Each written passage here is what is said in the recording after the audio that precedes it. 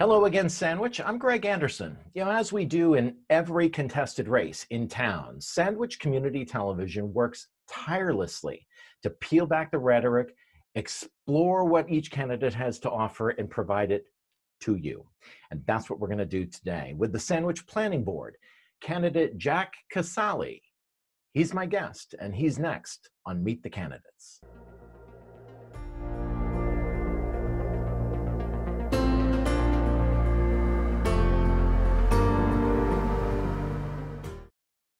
I am thrilled. I love it when we get a new candidate, somebody that's new, that's jumping into the race, and we are talking to Jack Casali. Jack, how are you tonight? Doing well, Greg. Good to talk to you. Good to talk to you as well. So tell me, first of all, is your family safe? Everyone feeling okay? We're all doing very well. We're all sheltered in place at the moment. Both of my parents are teachers, so they're home all the time now, working from home. Yeah, well, that's good. I love teachers. I have them in my family, and I can't imagine what they're doing right now to get through that whole process. So Jack, tell me a little bit about yourself, and maybe drive us to what is it that brings you to wanting to be on the planning board? Yeah, definitely. So first of all, I was born and raised here in Sandwich. And besides for pursuing my education, I've spent all of my time here in town. I'm a product of the Wing School and Sandwich High School, and I just graduated from American University last spring. Great school. Yeah. And as I'm now pursuing a law degree at Boston College, I really feel like I have something to give back to the town, and I'm looking forward to a chance to do that. What? Yeah. Yeah, let me just ask you, when you make the decision and you say, like, nobody wakes up and says, I'm going to go to the dump, I'm going to mow the lawn, and I'm going to run for the planning board. Something kind of motivates you to do that. Yeah. What is it? I would say it's really the Sandwich residents. We take our local government very seriously. We're very passionate and take pride in our town, and I'm no exception to that. And I just feel like I could be a useful voice on this position, especially because, I think the older demographic has a lot to say around here, and they deserve the majority of the voice. But we do have younger people here as well, and we have to keep in mind the future of our town for the next generations or so. Tell me what kind of law you're pursuing. What are you interested in? Yeah, I just completed my first year at law school, and I'm interested both in municipal kind of law and also property law. So, the planning board really makes sense for both of those interests, and I've, taken courses in all of that. Yeah, I was thinking, I've sat on town boards before, and I'm thinking, campaigning and trying to get on the ballot and the signatures and the printing, there are many other boards to get on without having to run. But so you really do have an interest in that kind of the essence of what the planning board does. Very much so. Very much so. There are always a list of priorities that someone who is running for a seat, and there are three of you that are running for two seats. Bob King is the incumbent of the group.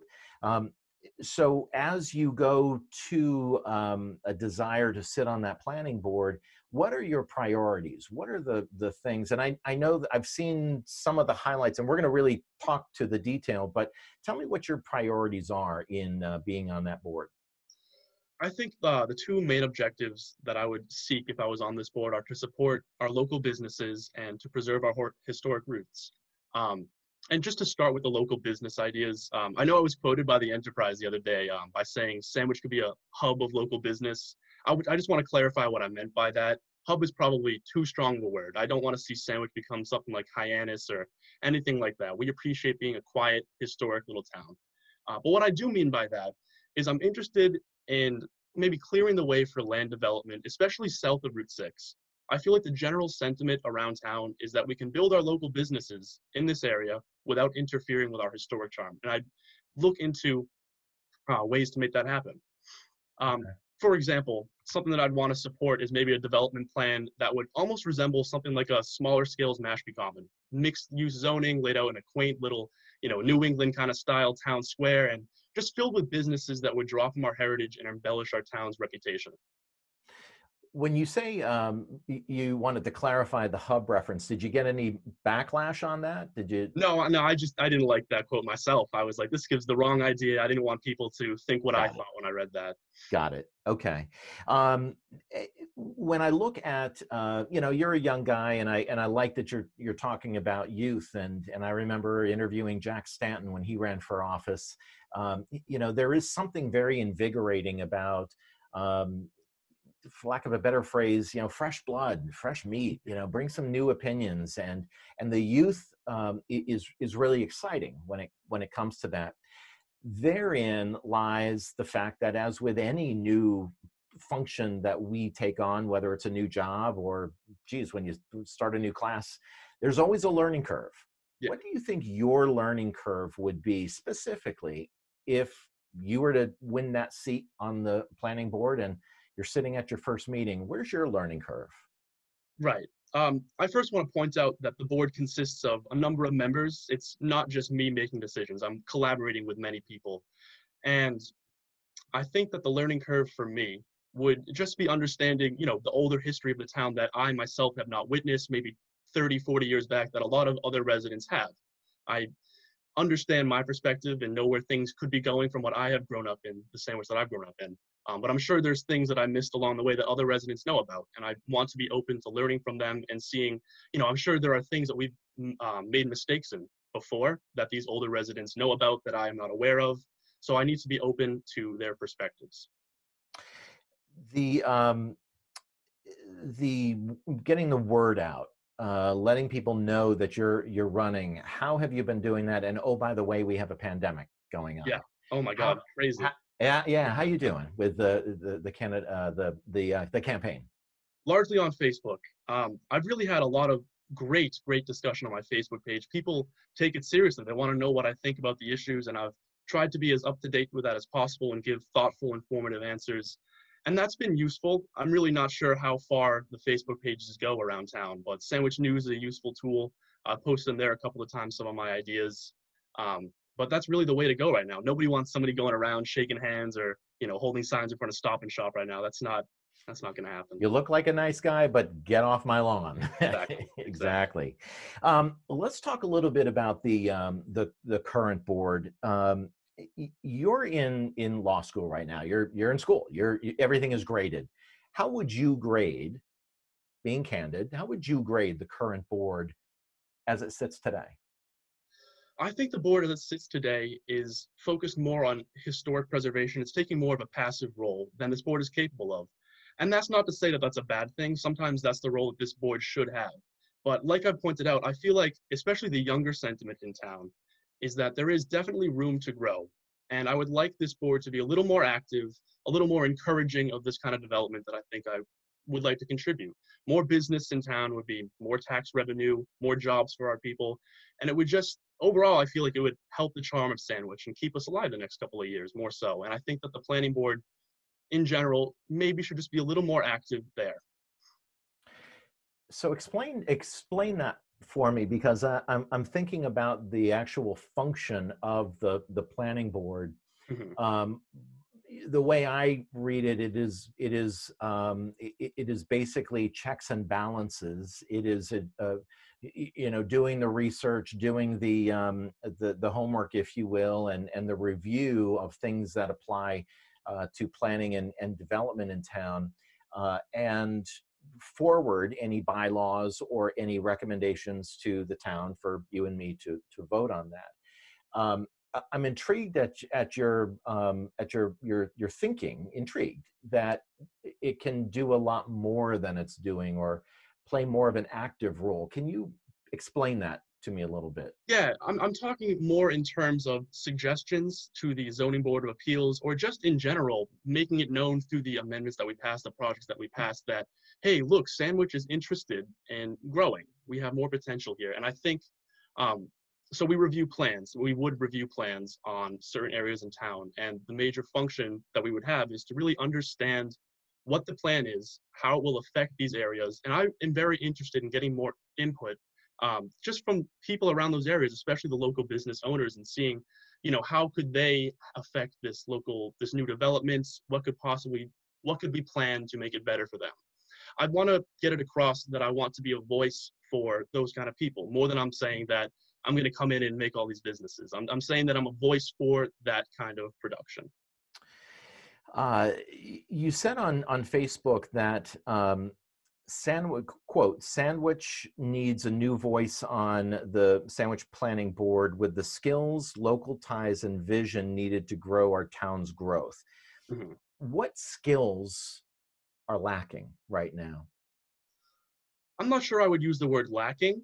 I was pointing to my legal education, my experience in that field, and I think that's something that a planning board, could never have enough of.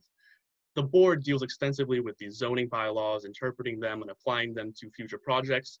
And it's just not a bad thing to have more people on there who are skilled at using these and using them for certain kinds of developments. Local ties. Explain that to me. How are you defining local ties? Being born and raised here, I think that's huge. I have the whole perspective of 22 years of growth and development in this town with this town. Yeah. I understand the problems. I understand what we're looking for in Sandwich. And that's what I mean by that largely is being born and raised in town. I don't know. I don't know honestly if I know that the three of you that are running. I think Bob is a Duxbury guy, but has maybe 40 years or 30 years here. I don't know about Mark, um, but other members of the board that you would be joining, are they Washashores, if you will, or are they not as local as what you're suggesting is important? I don't know these members personally enough to answer that question. Okay, all right. Yeah, I was just curious about that. Um, you stated that the challenges that we're facing with COVID-19, which, man, it is everything is upside down right now. That local boards need to be focused on revitalizing growth more than ever. Yeah. I totally hear what you're saying. Can you explain it? Can you elaborate a little Yeah. more on that? So I think this also ties in with my whole idea of the young, fresh perspective. After my interview with Teo for the Enterprise, I really got to thinking of, okay, so what businesses can flourish now that COVID is here and it's a thing, and we're going to be dealing with this for a long time. And it struck me that a potential good business that we could maybe rezone our business districts to accommodate are buildings such as the WeWork systems. I don't know if you're familiar with that, but it's Sure. basically buildings that you can lease independently office spaces for companies or even independent use. And I could see that being huge in the future. If people are working from home, I'm sure they're getting sick of working from home. And if they could just rent out an office space, private, it's still isolated, it's still social distancing. That would just be a really effective business to put in town. And I think that we should just look into that as a town. That could be a new thing. Yeah. Do you have an idea as to where? I mean, that intrigues me. I mean, I know they're in Hyannis. I know, Right. they're out there. I don't know what it would need. And even as you were talking earlier about kind of that Mashpee Commons Yeah. setting, do you have in your mind where you think that a good spot may be for that? I mean, there's been a lot of talk about the Golden Triangle. Yeah. I'm sure there's more to that whole story than I'm aware of, but I think somewhere in that area, somewhere south of Route 6, there's just a lot of undeveloped land that are on main roads, a lot of intersections, a lot of main roads that people pass by every single day. I think it would be very beneficial to build some sort of exactly Mashpee Commons kind of place. I don't know, maybe call it the sandwich shops. We have little cobblestone roads and gaslit lights or something like that. It's in character with our charm as a historic town. And I think that would just be a great place for new businesses to grow and develop. Yeah. So you really do also have an eye towards economic development, uh, which I think everybody has an interest Yeah. in. But that also gets me to when we're looking at issues like wastewater development and some of the more complex issues that the town has really struggled with. How do you look at, and I know we're a little off agenda as it relates to the planning board, That's it's fine. not in the domain, but I'm interested, the development as you're suggesting. um, what are the ripple effects, that the hurdles that need to be overcome? Hmm. I think perhaps the most important thing is just to make sure that we're in a layout that's attractive to developers. I think the first step towards making this a reality is to say, okay, what are the zoning bylaws? What are the amendments? What are these districts? How can we alter them to make them friendly for business? Maybe make them multi-use districts, something like that. Start there, and that signals to a lot of businesses off Cape or in Cape that we are looking to develop. And then really, I think we have to work with them to make that a reality. As for the ripple effects, you mentioned wastewater. And I did watch the interview with Mark. He did a great job. And like he said, I'm not an engineer. I couldn't tell you exactly how we're going to fix that whole problem. But one of the functions of the planning board is to conduct hearings on this kind of development. And I think if this is a problem that we're going to have to face, the best thing we can do right now is conduct studies, make these hearings happen, and just get input on what the problems are going to be and how to face them. Hmm. Let's talk a little bit about historic preservation. Yeah. On April 28th on Facebook, you had offered some solutions to the boathouse on Sham Pond. Yes. It is private property, and while it is definitely an eyesore, it is an issue of people. It is the owner who basically says, you can't tell me what to do on my property. You had made references to demolition by neglect, a bylaw, as well as the abandoned housing initiative. Right. Tell me what needs to be done in your mind to either bring that to town. Why hasn't it been done? What is your take on the demo by neglect, which you kind of launched through the discussion about the boathouse? Yeah.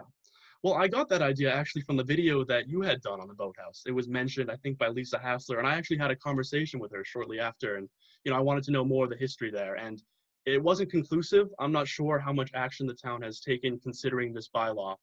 But as you said, there are definitely positives and negatives, and I don't exactly support putting this in right now. I think that we need to consider, the fact that these buildings are deteriorating and it takes away from our town. We take pride in being a historic town, but if our historic landmarks are falling apart, there goes our entire, tourist revenue. Yeah. Not only that, it decreases property values and all sorts of problems come along with that. But I totally understand people being concerned about the town saying, hey, you can't do this on your property, so-and-so, which is why I again point to legal education. While I wouldn't be the one drafting any of these bylaws, I would help in interpreting them if I was on this board. And I think it's important to just recognize the fact that a legal education is very important in these bylaws, to draft them, to make them tailored to what we want, to have the appropriate vision, and to go from there. Yeah, I'll tell you, I appreciate you saying that you had watched the show that we had done, The House Detectives. I don't know how many shows we have done, but that was a focus on Aunt Sally's house on 6A, and the Deacon Eldred house. Yeah. There are these assets that are literally falling apart. They are not safe. But the one thing that strikes me about it, and I applaud you for focusing on this. I do think that this is a very important issue in town that has multiple prongs for different boards, historic commission, and all of that.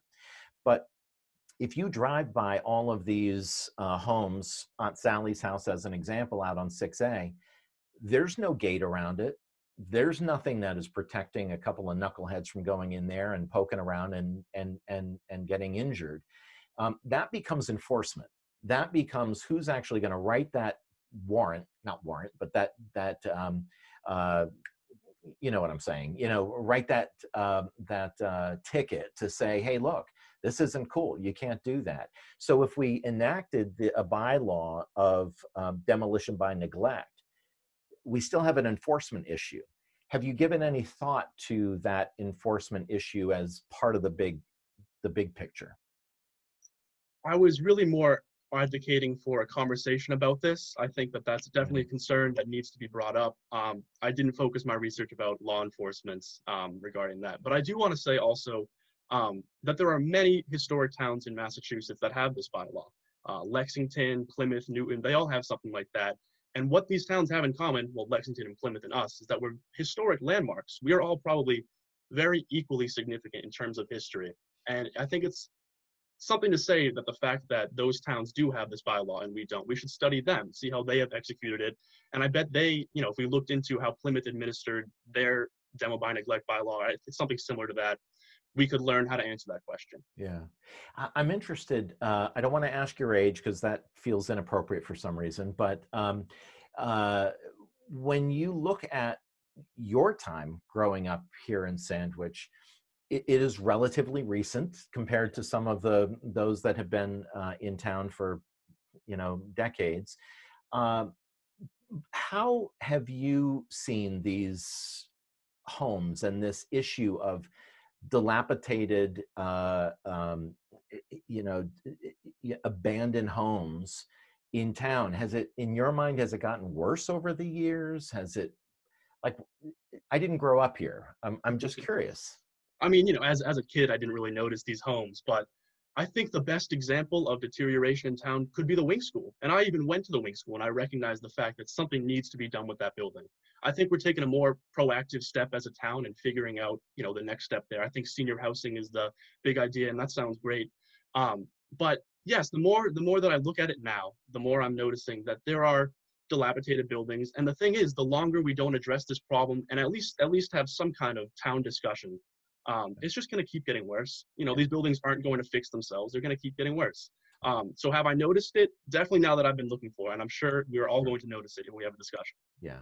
I'm going to pick up on what you said about the Wing School. Yeah. I did an interview just before we all went into quarantine with Ralph and Heather, and really talked about that plan. We actually shot the show in the original Wing building. Yeah. Tell me what your thoughts are on that, and what is that plan, the proposal, the developer who's submitted that from the RFP. What does that say to you? Good opportunity?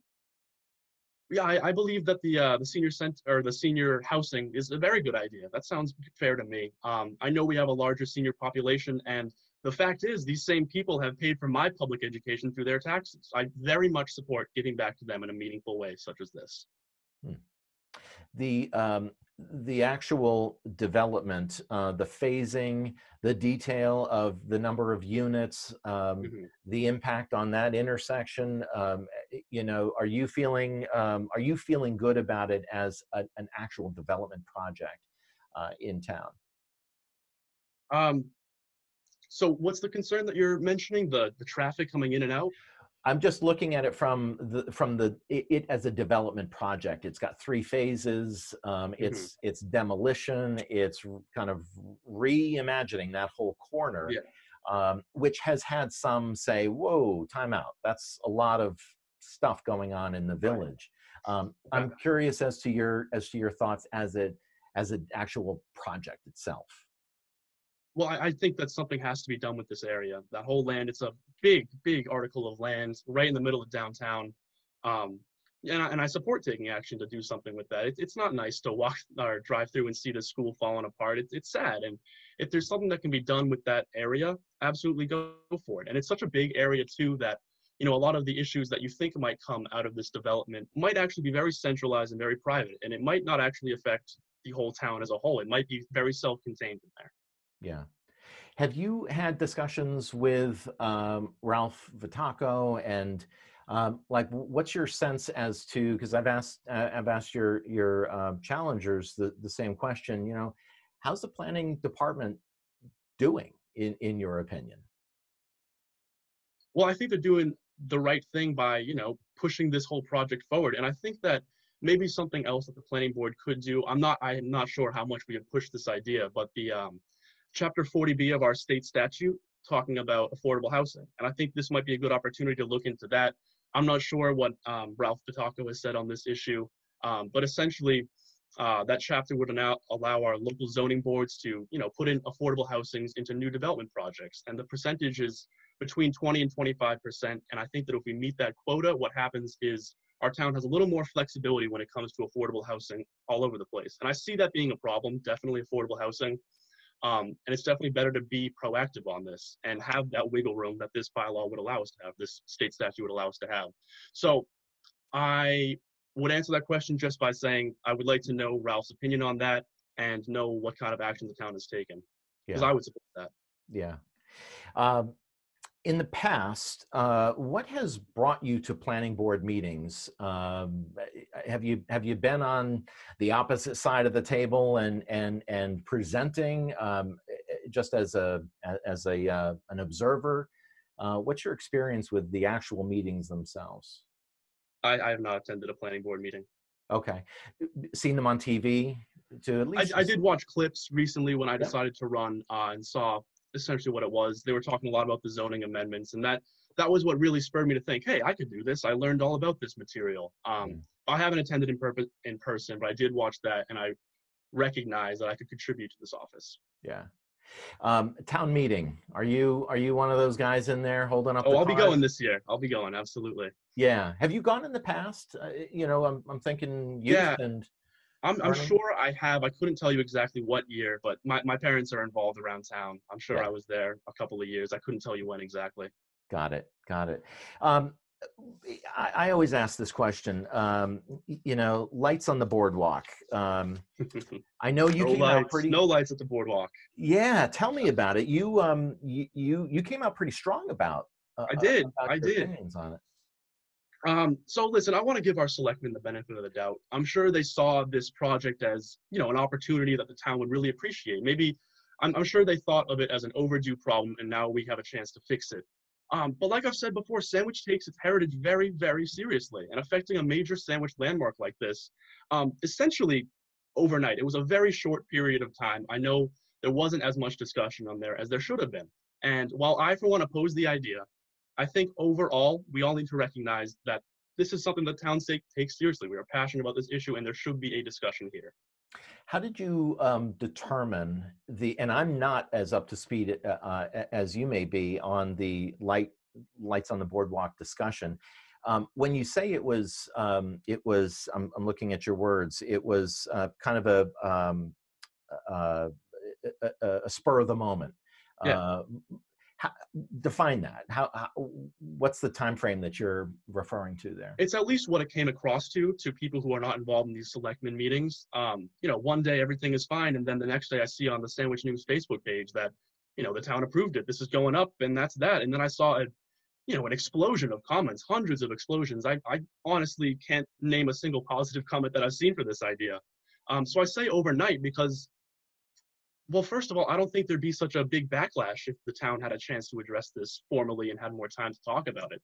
It seems like it was overnight. Maybe this has been in development privately, but the public as a whole was not aware of this whole idea until very recently, and it seems to have just been dropped on us in the middle of a pandemic also. Yeah. Do you go to the selectmen meetings at all? Not as of yet. Yeah, I'll tell you, I don't know myself how much the lights on the boardwalk was on the agendas, but I am a big fan of if something is coming down the line, or even if there's a vote, or even if there's something that you want to bring up, that whole participation in Yeah, the it's huge. in the selectmen meetings is so important, Hmm. because unfortunately we do have these issues. And again, I don't know if this is one of those where decisions are made and people say, whoa, where did Hmm. that come from? Yeah. When in fact, if you look at the past minutes, it may have been on the agenda for some time. But you don't like the idea. No. Yeah, you don't like I'm a it at all. frequent board walker. I go there a lot. I like it as it is. I understand the development to alter the bridge, and that can make sense, I suppose. But the lights, I'm more not in favor of the way that it was just kind of dropped on the town. Yeah. Okay. Any final thoughts? This is your time. I'm merely just kind of guiding the discussion, but any thoughts that you want to leave as to why should these voters circle the little dot next to your name? I think the big message that I want to get across here is that I care about this town as much as anybody else. I'm a direct product of this town and all of the hard work that these people have put into building it into what it is. And I'm hoping to give back now. I feel like I have an opportunity here to help out. I feel comfortable in this position, and I would really appreciate this opportunity. I think Sandwich has a bright future, bright potential, and more input from younger people with newer ideas would benefit the town. Well, I think that was well said, and I commend you for your confidence. You definitely speak with conviction, and I think if anyone is going to, and I've sat on some boards, it's the people that are kind of meek and quiet you know, that definitely have a voice, but you got some confidence, and I think that's important. Um, Appreciate it. Jack Casali, you know, people, I'm sure people have mailed their ballots in, but also on May 19th, which is Tuesday, that is the time to select one of or two of three folks that are running for the planning board. Jack, I wish you good luck. Thank you so much for joining me and being part of that. I'm just going to have you hold on just a minute while I say goodbye to those who are watching, and I also want to give some thanks to Paula Johnson and the whole team over at Sandwich Community Television, really working hard to bring people's voices like Jack's and others forward so that we can be as informed as neighbors and as a community as much as possible. I'm Greg Anderson, and I'll see you soon.